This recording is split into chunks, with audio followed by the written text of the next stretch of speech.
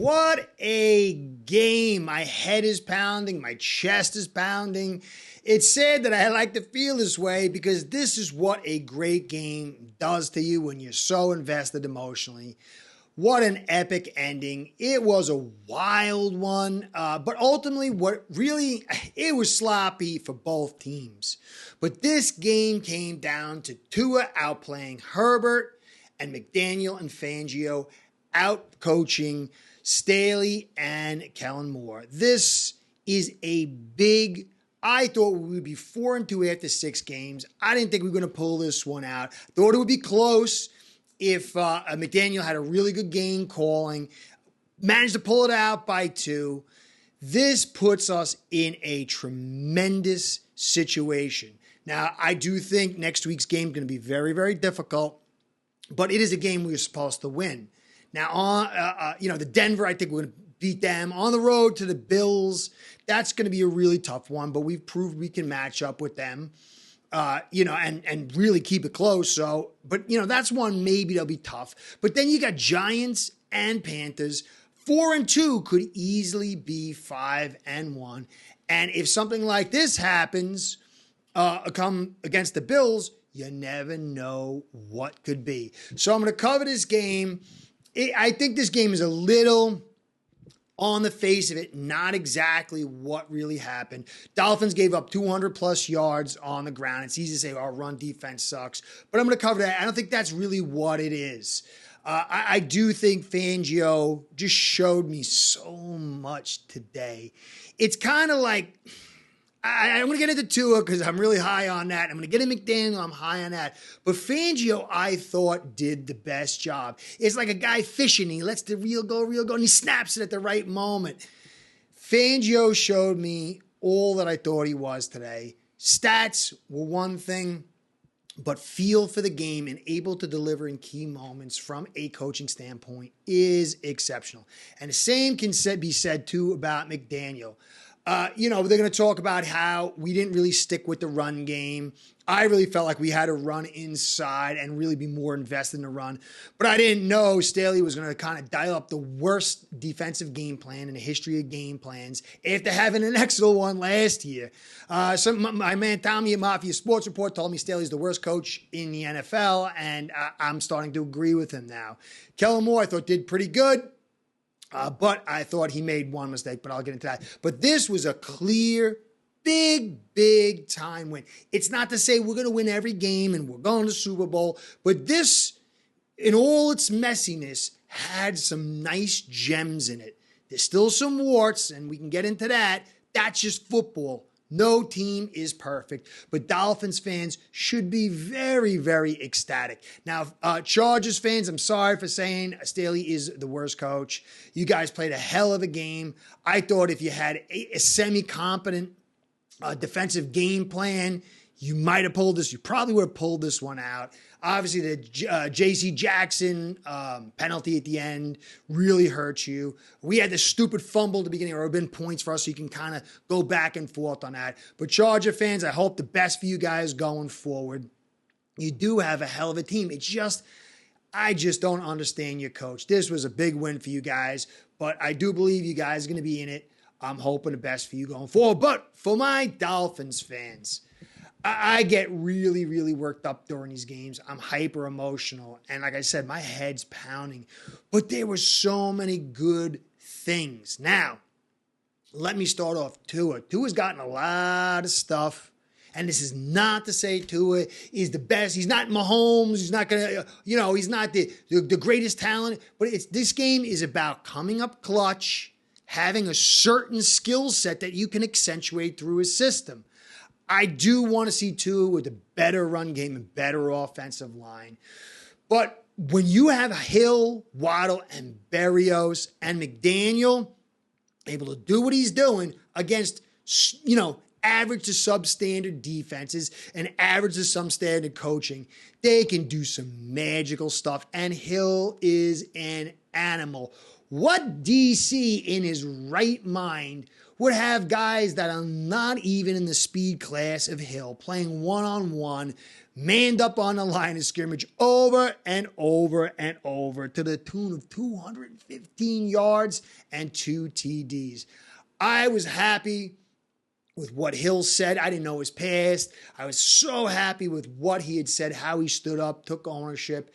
And it made this big day for him just really feel extra special for me. I'm very happy for him. But Tua delivered. He had the weird snaps. I don't know whose fault it is or whatever. He had the low thing. It was the shotgun snap.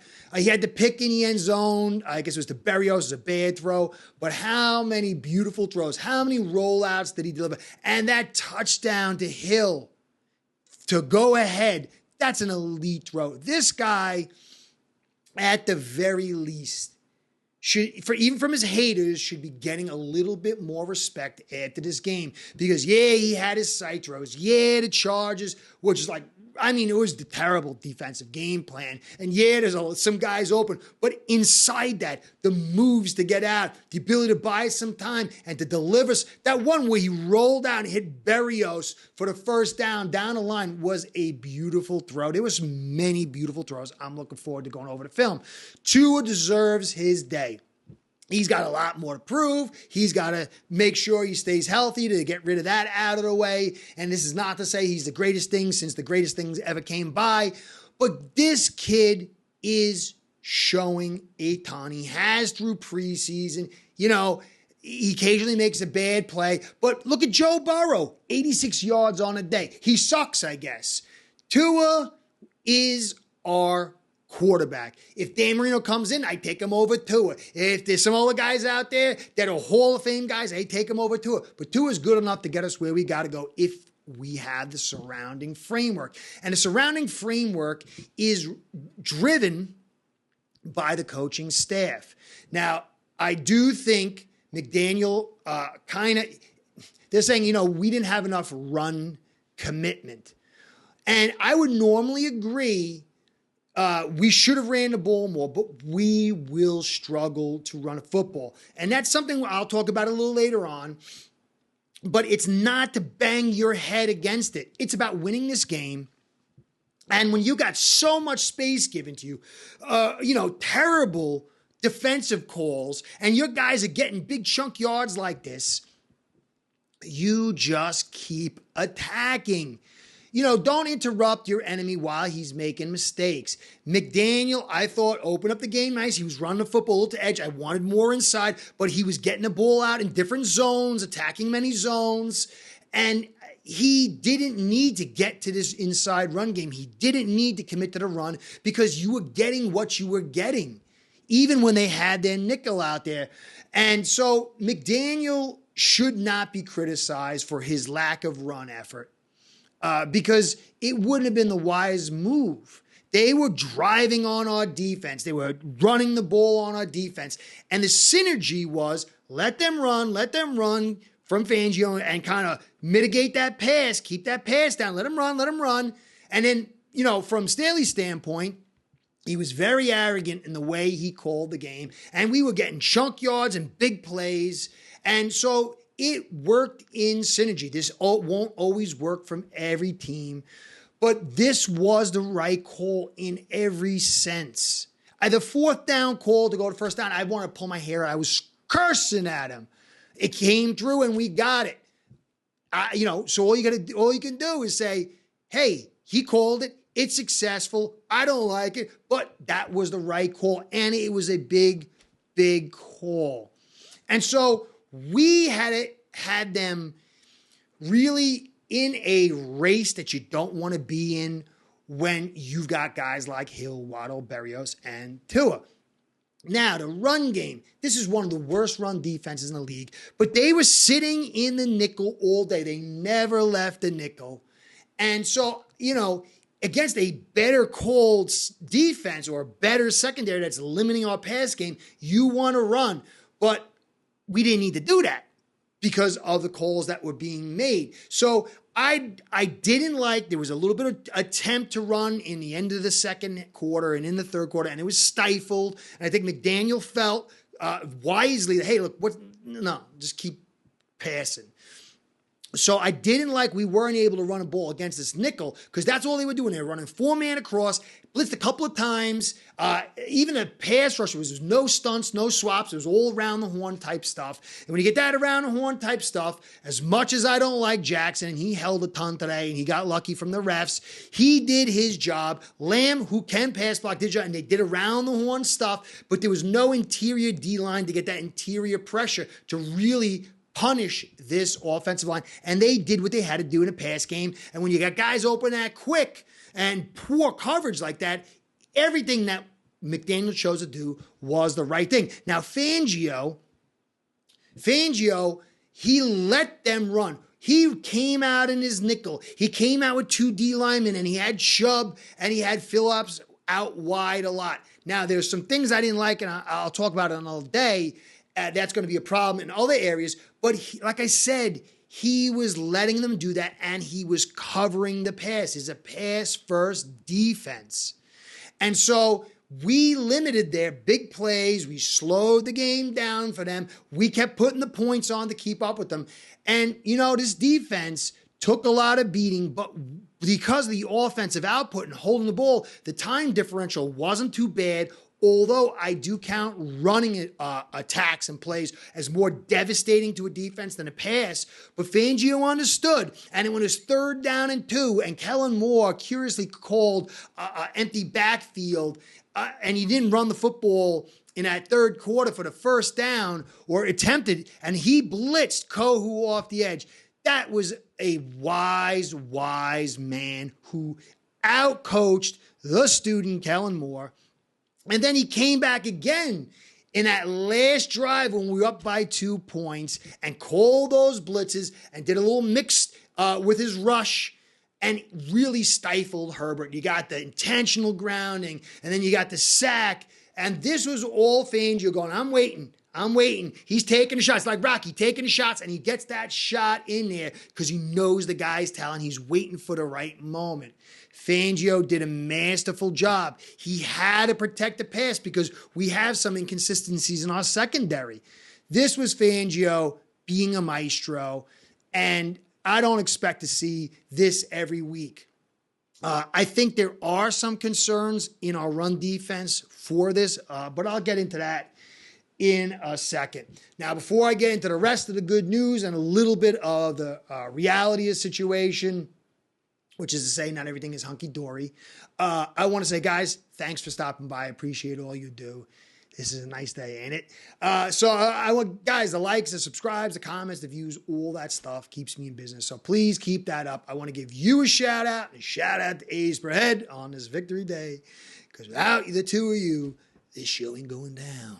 Ace Per Head's betting software is the premier white label platform for bookies to manage their players and grow their sportsbook operation. Click the link in the description below to get set up in minutes.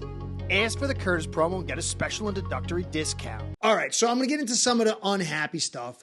The Connor situation is bizarre. I saw the snaps in the preseason, and last year I said didn't bother me.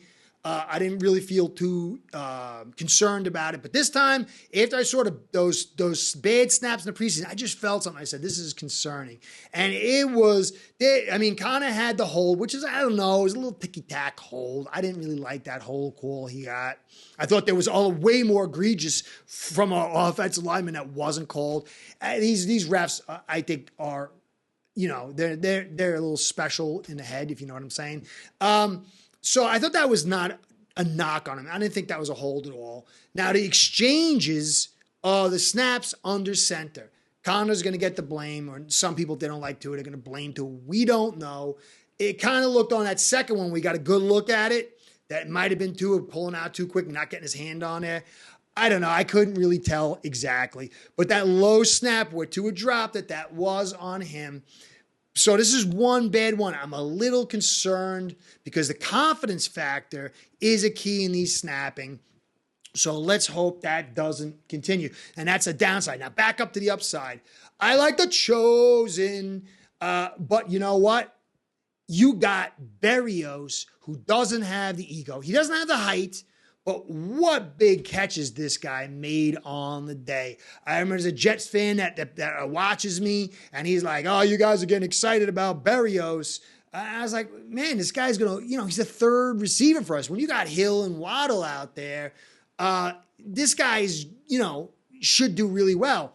And he is doing phenomenal. He's got great chemistry with Tua, and he came up with some big-time catches. And this is nice because, Hill and Waddle can get those breathers, and you got a guy like Berrios in there who can kind of offer some of the same stuff. This is going to be a definite interesting storyline going forward, and I can completely understand why Chosen is now on the practice squad, which is amazing that we got him there. Now, X, I thought he was going to have a great season. He looked so good, but he looked sloppy. 3 pens, 3 critical pens. I don't know what the deal is. I got to go back and look, but you clearly are going to need better than that. Ramsey's coming back, and it's going to take him a couple of weeks to get in shape when he, get himself up to speed when he comes back in.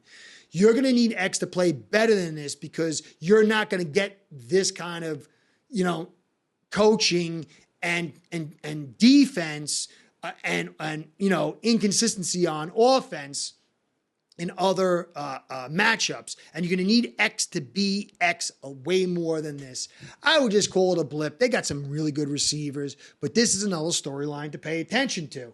Now, the run game, as I said, guys, we had that run to the edge, but you have to understand, if they were running a bare front, and they had one safety and 2 corners and, all the linebackers and D linemen, and we were running, the way we're running, it's different than when they come out in a nickel and they are a poor run defense. But we were doing what we had early on, running toward the edge.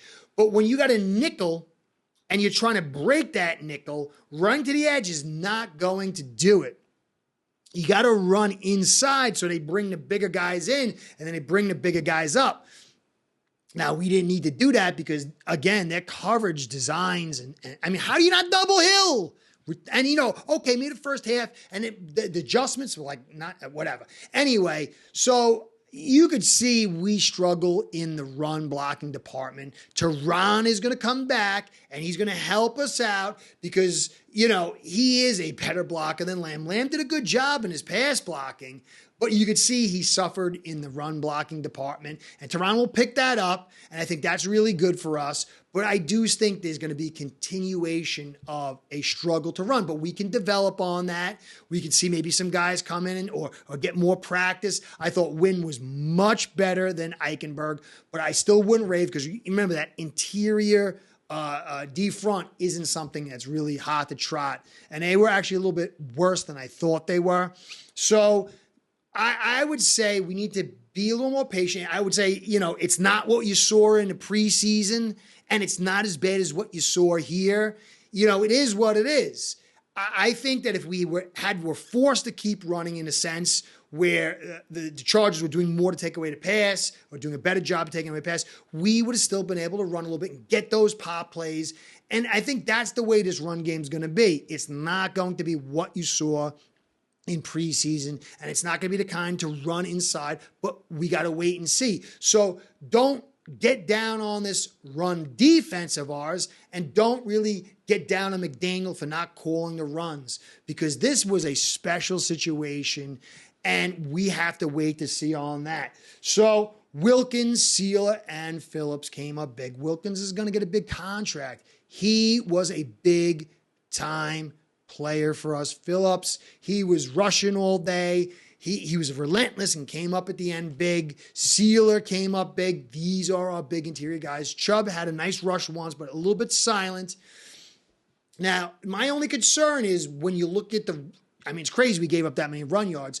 It was when you get only 2 D linemen, and then you got Chubb and Phillips. Phillips looked like he struggled in the run stop on the day. I got to go back and look. It was just the way it felt. Chubb, I thought, got hooked up a little bit. And he's not fast enough to get to the edge. One time he got sucked into the inside, and then there was a bounce out, and he just looked real slow.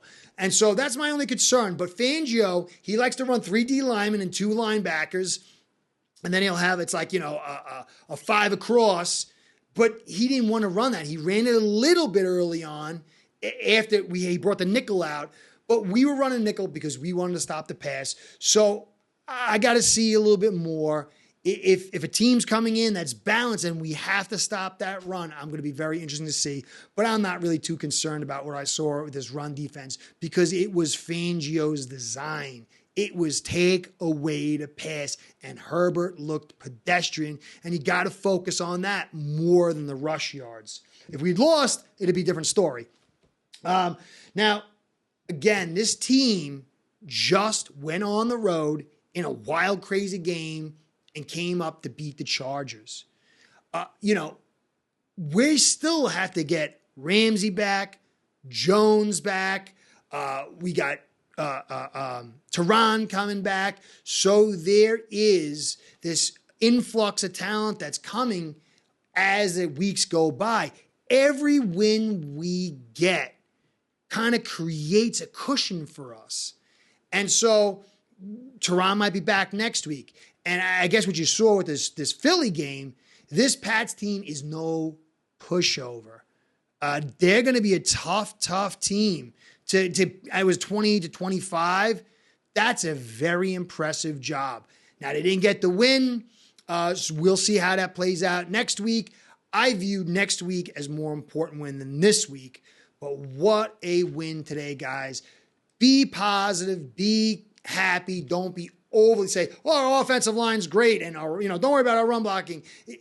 This was a very unique moment. There's plenty left to eval, but there's a lot of happiness that we should all have. So guys, enjoy the week. Get ready for this big New England game, and let's watch what happens tomorrow. Maybe it'll be a tie, and the Dolphins will be in charge of the AFC East by the end of week 1. Curtis saying thanks for stopping by. Catch you next time. Be well. Start building your own online sportsbook today by getting signed up with aceperhead.com service that'll allow you to book action on sports from all around the world.